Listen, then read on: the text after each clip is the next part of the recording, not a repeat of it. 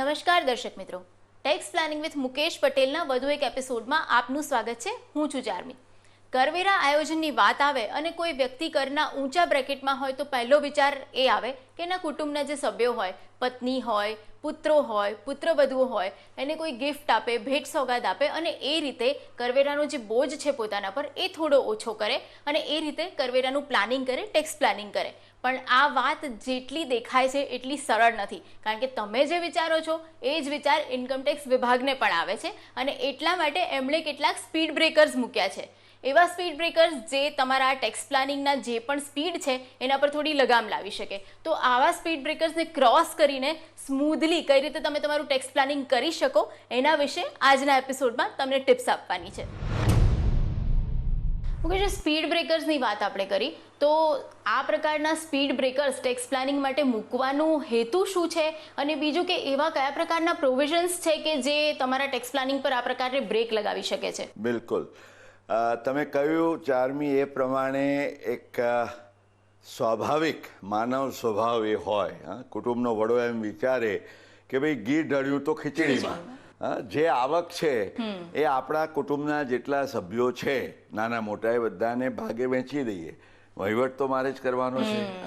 એટલે આ જે આઈડિયોલોજી છે, ઇનફેક્ટ વેરી ઇન્ટરેસ્ટિંગલી આજે આ પ્રકારના સ્પીડ બ્રેકર્સ, જેને અમે કાયદાની ભાષામાં, આવકવેરાના કાયદાની ભાષામાં clubbing provisions under the income tax act કહીએ છીએ, એ દર્શક મિત્રો તમને જાણીને વિસ્મય થશે કે દુનિયાની અન્ય કોઈ પણ કર વ્યવસ્થામાં આ પ્રકારની જોગવાઈઓ નથી જે આપણા આવકવેરાના ભારતીય આવકવેરાના કાયદામાં છે. એનું મુખ્ય કારણ એ છે કે આપણે ત્યાં સંયુક્ત કુટુંબની વ્યવસ્થા પરંપરાગત રહી છે. એટલે પતિ પત્ની હોય તો સામાન્ય રીતે પત્નીના નાણાકીય વ્યવહારોનું આયોજન પતિ કરતો હોય, એટલે એને એમ થાય કે ભાઈ આ હું કંટ્રોલ કરું, મેનેજ કરું. એવી જ રીતે પુત્રવધુ પણ, આજે સંયુક્ત કુટુંબની અંદર પુત્રના લગ્ન થાય, પુત્રવધુ આવે, પણ એના પુત્રના માતા પિતા હોય એમનો કંટ્રોલ રહે. એટલે આ પ્રકારની પરિસ્થિતિઓ, અને આપણે ત્યાં એચયુએફ એ પાછું એક ઓર કે જ્યાં કરતા પણ અને એ વ્યક્તિ છે એ જ પોતે કુટુંબનો વડો. એટલે આ પરિસ્થિતિમાં ચાર્મી આવકવેરાના કાયદા હેઠળ કલમ 64 સેક્શન 64, ઇનફેક્ટ આ જોગવાઈ નવી નથી, કારણ કે 1961 પૂર્વેનો પણ જે કાયદો હતો 1922નો, એમાં પણ આ જ પ્રકારના ક્લબિંગ પ્રોવિઝન્સની જોગવાઈઓ હતી. તો આ ક્લબિંગ એટલે શું? એટલે કાયદા હેઠળ આવક એક વ્યક્તિની છે, પરંતુ આવકવેરાની જોગવાઈઓના હેતુસર એની આકારણી એટલે કે એની કરપાત્રતા એ અન્ય વ્યક્તિના કેસમાં થાય. એટલે આ પરિસ્થિતિ આપણે એની વિસ્તારથી વાત કરવાના છીએ, પણ જો મોટી મોટી વાત જોઈએ તો સામાન્ય રીતે કોઈ પણ વ્યક્તિએ આજે એમ સમજો પોતાના લગ્ન સાથીને જે એકમમાં એનો મહત્વનું હિત હોય કે કંટ્રોલ હોય, એમાંથી એ પગાર કે કોઈ રેમ્યુનરેશન, ફી, કમિશન વગેરે આપે, અથવા તો પોતાના લગ્ન સાથીને કે પુત્રવધુને આવી રીતે કંઈ બક્ષિસ આપે, અને આ કેસમાં આવી પગાર, ફી, કમિશન કે બક્ષિસના કે રોકાણમાંથી ઉદ્ભવતી જે આવક છે એ ભલે અલ્ટિમેટલી જેને આપવામાં આવી છે કાયદો તો ગણે કે આ એની આવક છે, પરંતુ આવકવેરા આકારણીના હેતુસર આવકવેરો ભરવાની જવાબદારી જેણે બક્ષિસ આપી છે કે જે એકમમાંથી આ રીતનું કોઈ ચૂકવાયું હોય, તો એ એકમમાં જેનું મહત્વનું હિત હોય અને આ પ્રકારનો એક સંબંધ હોય. એટલે Charmi, these are some very special provisions under the Indian income tax act. Okay, હવે મુકેશભાઈ જેમ તમે કીધું કે પત્ની છે, તો જ્યારે તમે ટેક્સ પ્લાનિંગનો વિચાર કરો તો સૌથી પહેલું જે તમને યાદ આવે કે જેના નામે તમે કશું મૂકી શકો કે કશું આપી શકો તો તમને પત્ની યાદ આવે. તો પત્ની જો કમાતી ના હોય અથવા તો એની આવક ટેક્સેબલ ના હોય તો પતિ એવું વિચારે કે એને ગિફ્ટ આપીને હું એના આધારે પ્લાનિંગ કરું, તો એને જ લઈને સવાલ આવે છે કમલભાઈનો કે મારી વ્યક્તિગત આવક 30% સ્લેબમાં આવે છે અને મારી પત્નીની કોઈ કરપાત્ર આવક નથી. જો હું મારી મૂડીમાંથી બક્ષિસ કરીને મારા પત્નીના કેસમાં રોકાણનું આયોજન કરું તો આ દ્વારા આવકવેરામાં બચતનો ઉપયોગી લાભ મેળવી શકું. કાયદો છે ને ચાર્મી, એ લગ્ન સાથી, the word use in the income tax act is spouse. એટલે સામાન્ય રીતે પતિ પત્નીને બક્ષિસ આપતો હોય, પણ એવા પણ કિસ્સાઓ હોય કે જ્યાં પત્ની માલેતુજાર હોય, તો પત્નીએ પણ પોતાના જો પતિને બક્ષિસ આપી હોય તો આ જ જોગવાઈઓ લાગુ પડે. એટલે the provisions are for individual and the spouse. And spouse એટલે એના લગ્ન સાથી જેને આપણે કહીએ તો આવકવેરાના કાયદામાં કમલભાઈનો જે પ્રશ્ન છે ખૂબ રસપ્રદ છે એ દ્રષ્ટિએ કે ભાઈ એ પત્નીને બક્ષિસ આપે તો પત્નીના હાથમાં બક્ષિસના સંદર્ભમાં કોઈ આવકવેરા જવાબદારી ઊભી થાય તો એનો જવાબ છે ના. કારણ કે આપણે, જો તમને યાદ હોય તો આપણે જે બક્ષિસને લગતી આવકવેરા આયોજનની જોગવાઈઓની વિસ્તારથી વાત કરી હતી ત્યારે પણ ચર્ચા કરી હતી કે જે કરમુક્ત બક્ષિસોની યાદી છે એમાં જે તમારા નજીકના સગા જેને તમે બક્ષિસ આપો છો તો એ સગા જે બક્ષિસ સ્વીકારે છે એના હાથમાં એને કરપાત્ર આવક ન ગણવાની જોગવાઈઓની યાદીમાં પત્નીનું સ્થાન તો મોખરે છે. એટલે સ્વીકારવામાં પત્નીને કોઈ ટેક્સ નથી લાગતો. પણ કમલભાઈ, આપે એમ સમજો કે આપની પત્નીને તમે 10 લાખ રૂપિયાની કોઈ બક્ષિસ આપી અને એ બક્ષિસને તમારા પત્નીએ કોઈ પેઢીની અંદર ડિપોઝિટ મૂકીને 12% હિસાબે વ્યાજ કમાય છે. તો જે 1,20,000 રૂપિયાનું વ્યાજ કમાય ને ચાર્મી, તો એ વ્યાજની આવક એ પતિની આવકમાં ઉમેરાય. એટલે એમણે જે કહ્યું કે એ 30% સ્લેબમાં છે તો આ 1,20,000 એ પત્નીએ એના આવકવેરા રિટર્નમાં નહીં દર્શાવવાના થાય, પણ 1,20,000 ઉપર કમલભાઈ તમારે એનો ટેક્સ 30% દરે ભરવો પડે. This is the impact of the clubbing provisions. પણ તો મુકેશભાઈ, જો ગિફ્ટ ના આપી શકીએ તો પછી પત્ની માટે મૂડી નિર્માણ કરવું હોય તો એના માટેના ઓપ્શન્સ શું? વર્ષો જૂનો આ કિમિયો કામયાબ થયેલો છે. એની આસપાસ હવે તો ઇટ ઇઝ સેટલડ પોઝિશન. એટલે કોઈ પણ ચિંતા વગર તમે જે કરી શકો તો તમારે એટલું જ કરવાનું છે કમલભાઈ, તમારા જેવા અને બીજા અનેક દર્શક મિત્રો, કે પત્નીને નામે તમે રોકાણ જરૂર કરો, પરંતુ એ પત્નીને બક્ષિસ આપીને નહીં. તો કેવી રીતે? તમારી પોતાની જે મૂડી છે એ મૂડીમાંથી તમે પત્નીને લોન આપો. એટલે તમારા એકાઉન્ટમાંથી ચેક લખીને, સીધો રોકાણ નહીં કરવાનું તમારા એકાઉન્ટ, તમારા અકાઉન્ટમાંથી ચેક લખીને એ 10 લાખ રૂપિયા આપો તમારા પત્નીના સેવિંગ્સ બેંક એકાઉન્ટમાં, અને પત્ની પછી એ પોતાના ખાતામાંથી એ 10 લાખનું રોકાણ જે આપણે કહ્યું એ ડિપોઝિટમાં કરે અને કહેવાનું કે ભાઈ this is an interest free loan. કારણ કે આજે મારી પોતાની મૂડી હોય જેના ઉપર હું કોઈ વ્યાજ ચૂકવતો નથી, તો મારે મારી મૂડી કોઈને વગર વ્યાજે આપવી એ મારી મુનસફીની વાત છે અને આવકવેરાના કાયદામાં એના ઉપર કોઈ નિષેધ નથી. અને એ કેસમાં જે એમને વ્યાજ થાય એ એમના બેઝિક એક્ઝમ્પશનમાં, રિબેટને પાત્ર, બીજા ડિડક્શન્સ, એક્ઝમ્પશન્સ, ચાર્મી, એ બધો લાભ લઈને તમે એનું સુંદર આવકવેરા આયોજન કરી શકો. ઓકે, હવે મુકેશભાઈ, જ્યારે આપણે ગિફ્ટનો એપિસોડ કર્યો ત્યારે આપણે વાત કરી હતી કે લગ્ન પ્રસંગે જે કોઈ ભેટ સોગાદો મળે છે એના પર કોઈ ટેક્સ લાગતો નથી, પણ એના પર ક્લબિંગના શું પ્રોવિઝન્સ છે અને પુત્રવધૂને જો ગિફ્ટ આપવી હોય તો શું ધ્યાન રાખવું, એને લઈને સવાલ આવે છે સંજય શાહનો. નજીકના સમયમાં જ મારા પુત્રના લગ્ન થવા જઈ રહ્યા છે. મારી પુત્રવધૂને બક્ષિસ આપીને તેના રોકાણ દ્વારા તેના કેસમાં આવકનું આયોજન કરી મારા ફેમિલીનું ટેક્સ પ્લાનિંગ કરવાનું હું વિચારી રહ્યો છું. મારી પુત્રવધૂને લગ્ન પ્રસંગે આવી બક્ષિસ સંબંધી કોઈ આવકવેરાની જવાબદારી ઉપસ્થિત થાય કે નહીં તે જણાવવા વિનંતી. Thank you.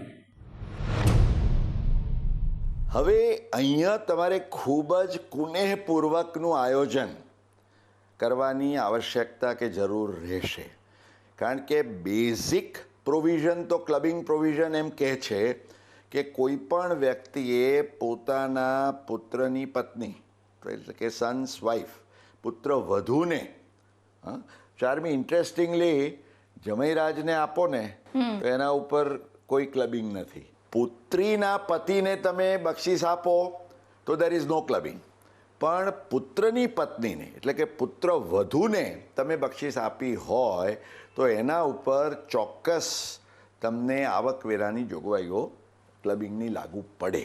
એક તમારા માટે જે સ્પીડ બ્રેકર કુદાવવાનો એક રસ્તો છે અને કાયદેસરનો રસ્તો છે તે એ છે કે એક તો આવકવેરાના કાયદાની કલમ 56 પેટા કલમ 2 સેક્શન 56(2) હેઠળ એમ કહેવામાં આવ્યું છે કે લગ્ન પ્રસંગે તમે કોઈને કંઈ પણ બક્ષિસ આપી હોય તો એના ઉપર ટેક્સ લાગતો નથી.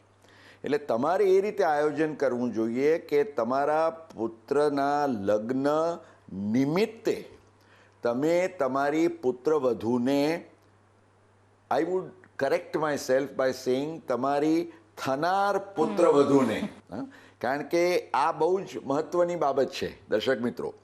તમે જ્યારે બક્ષિસ આપો છો તો તે સમયે જો એ બક્ષિસ સ્વીકારનાર છે એ તમારા પુત્રની થનાર પત્ની એટલે કે તમારી થનાર પુત્રવધુ હોય, વુડ બી સન્સ વાઇફ, તો એમાં કોઈ ક્લબિંગ લાગશે નહીં. ઓકે, તમે જોઈ રહ્યા છો કેમ? ઇનફેક્ટ આ કેસ છે ને not exactly for sons wife પણ વાઇફના માટે તો સુપ્રીમ કોર્ટ સુધી પહોંચી ગયો હતો. સુપ્રીમ કોર્ટ સમક્ષ એક કમિશનર ઓફ ઇન્કમ ટેક્સ વિરુદ્ધ ફિલિપ જ્હોન પ્લાસ્કેટ થોમસ એમ કરીને એક બહુ જ સેલિબ્રેટેડ રિપોર્ટેડ કેસ છે. એ કેસ જે ગયો એમાં હકીકત એ હતી, કરદાતાનું કહેવું એમ હતું કે ભાઈ જ્યારે મેં મારા પત્નીને આ બક્ષિસ આપી ત્યારે અમારા લગ્ન થયા નહોતા અને તે વખતે સેક્શન 56 નો અવરોધ નહોતો, એટલે you know that was not a problem.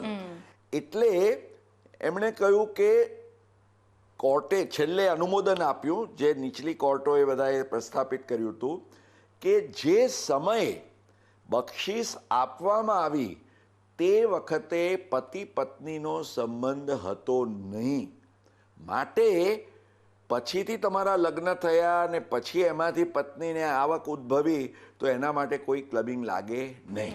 In fact આવો જ કેસ ચાર્મી આપણા દર્શક મિત્રોને જાણીને કદાચ થોડુંક વિસ્મય કે મનોરંજન પણ પૂરું મળી શકે.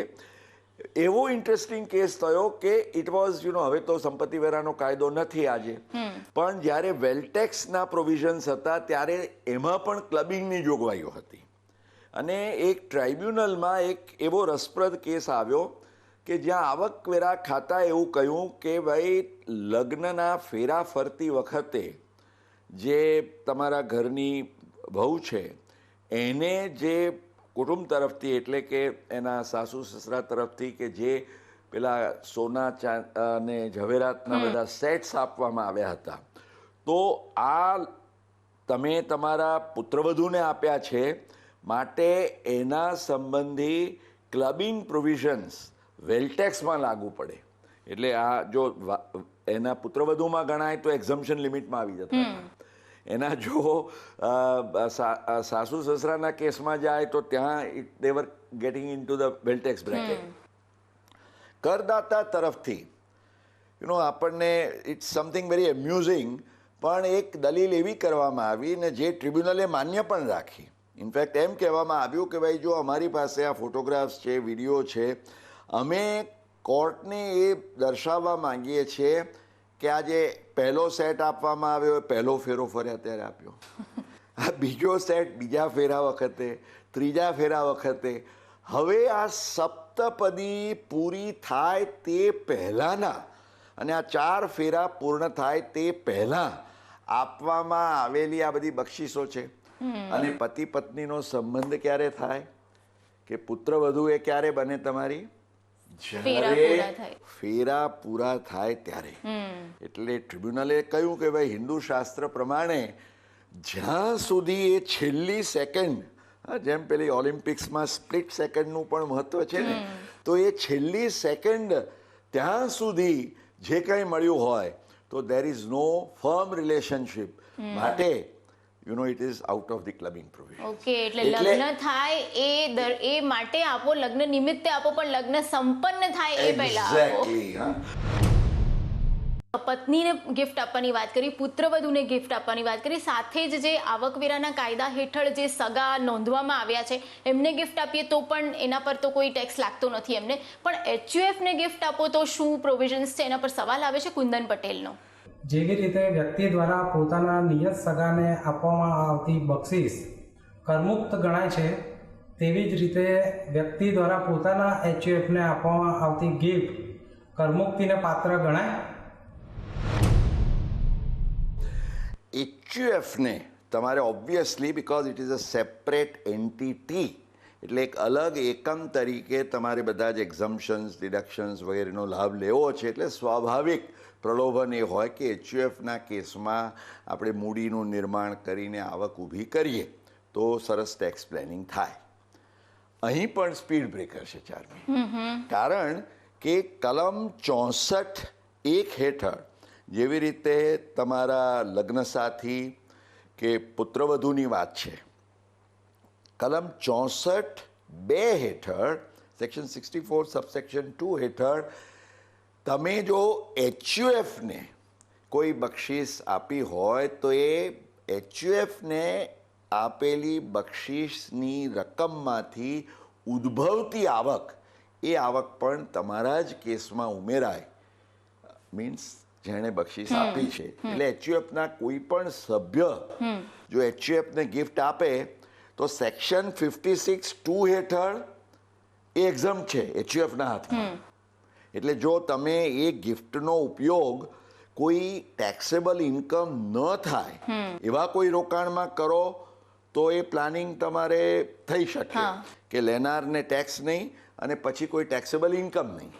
પણ જો તમે ગિફ્ટ લીધા પછી HUFનું એ રોકાણ કોઈ ટેક્સેબલ ઇન્કમ માટે કર્યું તો કુંદનભાઈ તમારા કેસમાં ક્લબિંગ પ્રોવિઝન્સ ચોક્કસ લાગશે, એ આપે ખ્યાલમાં રાખવા. ઓકે, તો મુકેશભાઈ હમણાં તમે જે વાત કરી કે પત્નીના કેસમાં જો આપણે ગિફ્ટ ના આપવી હોય તો એને આપણે વ્યાજ વગરની લોન આપીને પ્લાનિંગ કરી શકીએ, તો એવું જ HUFના કેસમાં થઈ શકે ખરું? ચોક્કસ થઈ શકે.